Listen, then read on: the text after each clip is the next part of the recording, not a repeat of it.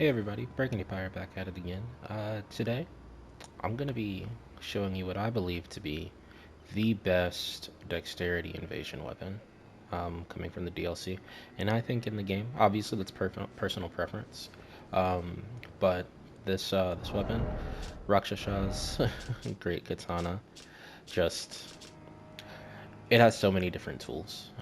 Just looking at it, go ahead and look at the description. First and foremost, it looks amazing. It's like a blown up purpose of blood, but it is pure dex scaling, no arcane. But the tools that it possesses, it has a fantastic moveset. Like you see, you get a combination of slashing and piercing attacks. Um, Along with that, it has the Claymore charged R2, the Claymore R2, which is that extended piercing attack, which is fantastic for roll catching. Also, just for getting a whole lot of damage in one fell swoop. And this item just it does a lot of damage. You see the scaling, 379 plus 417 on my level 137, 80 dexterity obviously, but even on the level 90 iteration that I have done, this thing still chunks. It's just really good. But going on to the other tools that it possesses, Weed Cutter is a fantastic Ash of War. It's kind of a just get off of me, or you know, just kind of game ender because it does a great job of roll catching. It also has a fast startup, comes with hyper armor, and it clears a pretty large area. So it just facilitates a lot of the needs being met that you might have for something that does have a more just straight in front of you type of attack. See, this doesn't really have any horizontal swings unless we're doing the charged R2, or something that's pretty cool that I haven't really done but I want to try is the charge R2 cancel with circle, so like the backstep attack. Not very many weapons have this. Like, we'll see the dagger. I'm spamming circles, nothing's happening. But on the other hand, let's see if the backhand blades have it. Backhand blades don't have it. I do know that curved swords have one. If I have a curved sword, where's the fox? I haven't organized my inventory. See, but most weapons do not have a backstep attack like that. So it's pretty cool that the Great Katana class does. And I do believe this is the best weapon in the Great Katana class just because of all the different things that I did mention. Pure dex scaling, fantastic. Ash of War, high damage, piercing attacks, piercing R2. In order to get this katana, you do need to go right over here at the Eastern Nameless Mausoleum. It's a little bit tricky to get to. So the way that you navigate is from this main gate plaza. After you get the shortcut, you're going to go ahead and go out, go up, and you're going to take the little secret watering hole ladder that's right over here. Go down, it'll take you through over here to the castle watering hole. Okay, then you go over here to the side, and then you just follow the waterfall down. Then you take a hard left. Okay, I mean obviously it's right on the map, but when you're running down there, it's going to be a left, and you're going to see it on the side of another waterfall. And this is the village. It's the wrong place. But yeah, it's pretty easy to find if you know what you're looking for, but it can be difficult if you don't know what exactly you're looking for. And along with the katana, you see this is completely separate. It's like way up there, I believe. But actually, I think it's down here from the waterfall. Yeah, it's like right down there. You can see it. That little fire right there is the mausoleum. Um, but yeah, just follow that path that I told you before, and you'll be able to find it very easily. And also, there's videos, tons of videos out there. Rakshasha also comes with his armor, which does increase your damage by 2% for every piece that you're wearing, but it also increases the damage that you take by 2% for every piece that you're wearing. So I like one piece for the aesthetic. It's actually kind of hard to match it with different armors. So if you want to, just go ahead and wear the entire thing, but do understand that you're going to be taking more damage. And Chase the Bro showed me in one of his videos. I don't know if I'll be able to do it quickly enough, but you also take more damage when you swing this weapon, and it doesn't happen with others. So let's see our damage negation right there. It's 60, 56 when they're in the middle of a swing animation. With the dagger's going to swing way too quick, so we're not going to do that. Let's do this curved sword. See, the only thing that changes is the pierce damage for other weapon types, because it makes you more susceptible to counters. But with the Rakshasha, all of your damage negations are reduced. So be aware of that. It's definitely a higher risk, higher reward. So I wouldn't recommend, getting a whole bunch of, damage decreasing, damage negation decreasing equipment um, at once while you're using this. But one or two pieces, it's perfectly fine. Um, but yeah, I'm gonna show you some invasions that I've conducted with this, and I'm gonna narrate over those as well. But this is just a live commentary, so I do show you the location. And yeah, I do wish you the best of luck when using this, but let's go ahead and get into the next portion of the video. Alright, so we're going to go ahead and jump into the invasions really quick.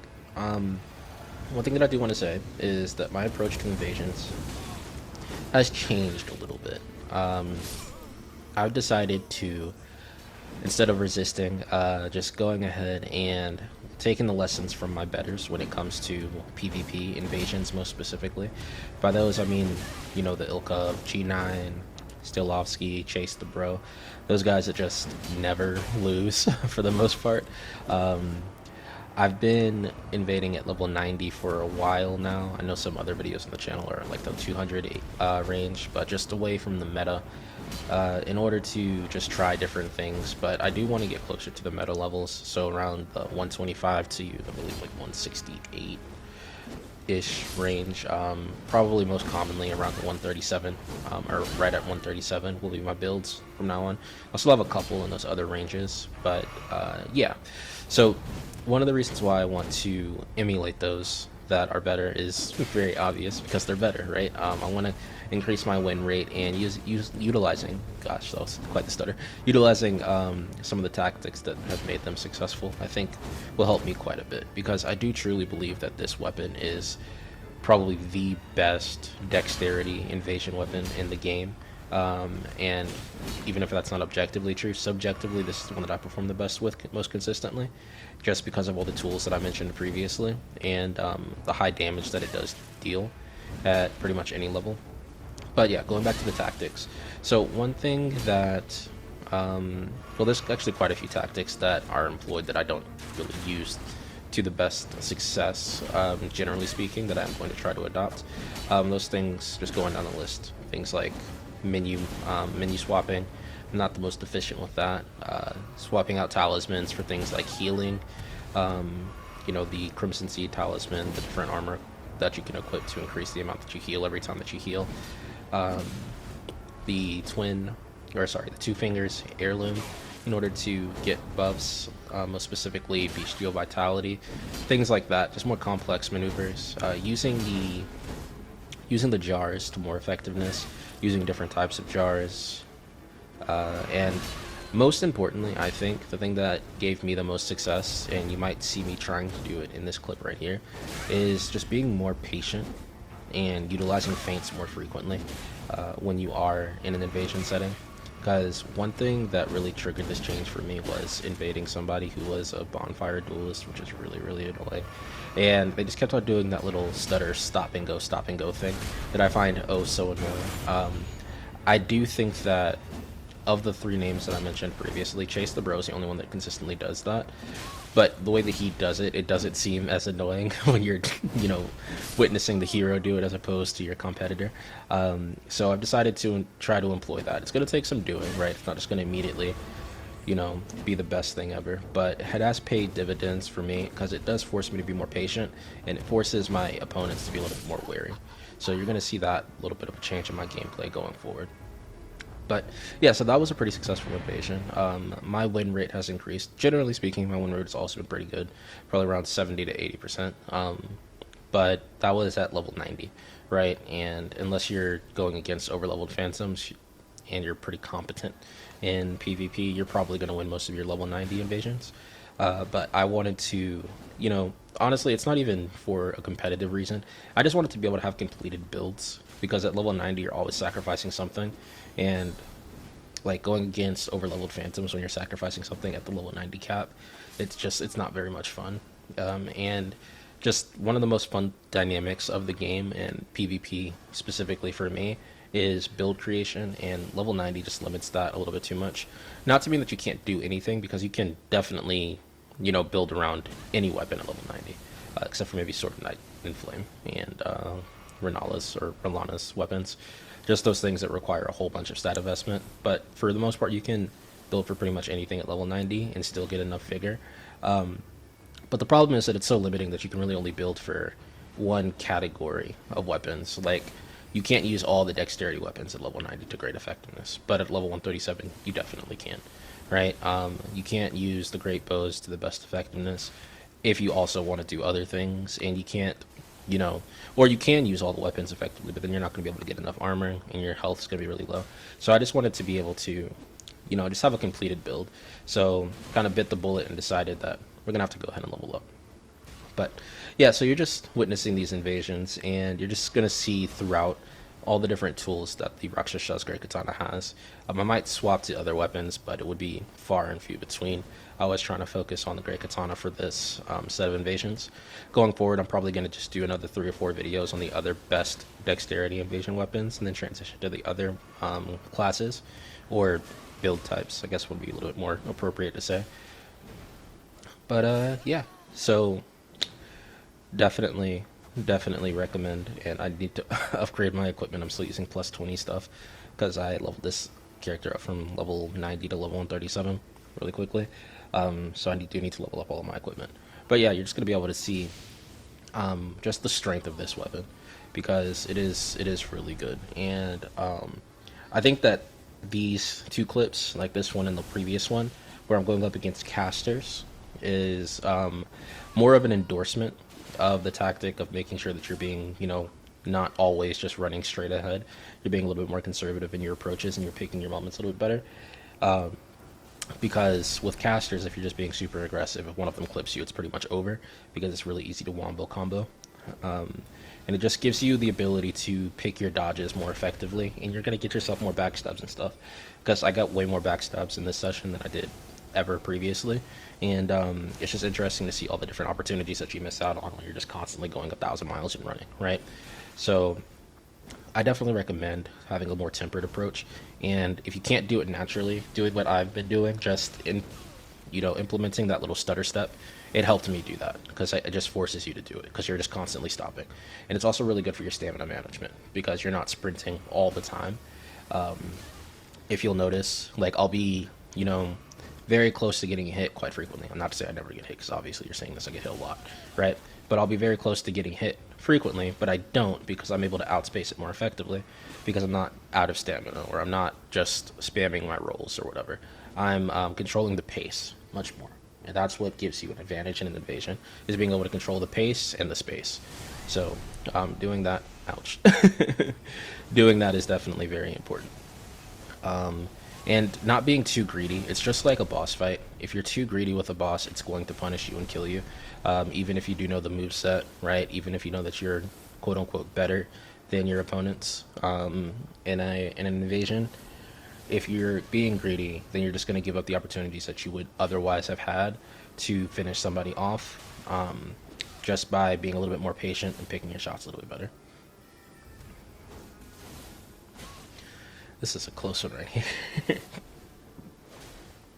Thank you for the dogs. And I actually got a co-invader.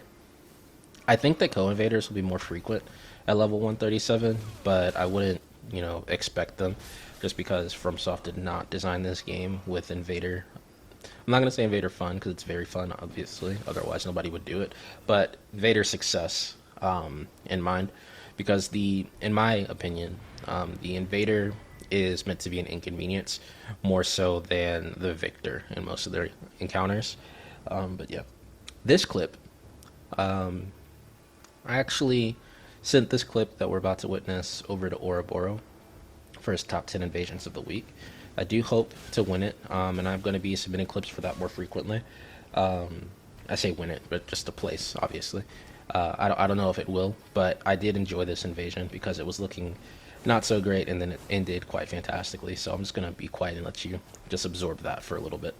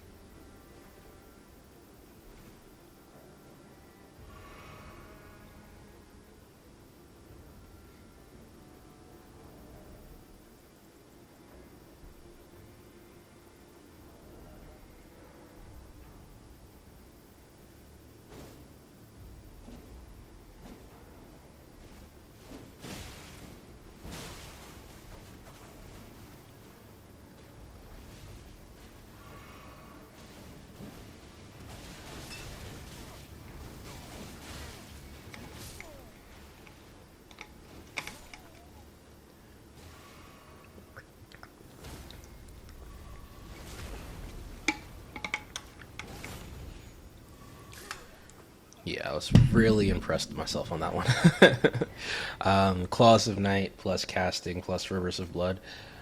Individually, not very daunting to go up against, but altogether it can be a doozy.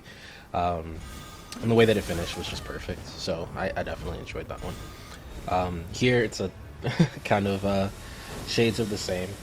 Couple casters, no Claws of Night, and no Rivers of Blood. I think casters is just the bane of my existence because they do so much damage from so far away while you're focusing on other stuff.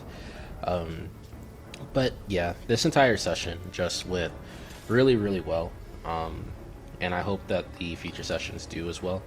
And I hope to just share more of the tactics, share my growth when it comes to the invasions, and just beyond, because I love playing these games, but I also love winning, and when you're not winning, it can be really frustrating with these games. So it's time to bite the bullet and just do what's necessary to give myself the best chance of success, as opposed to being lazy and just kind of smashing my head against the wall, doing it the same way over and over and over again.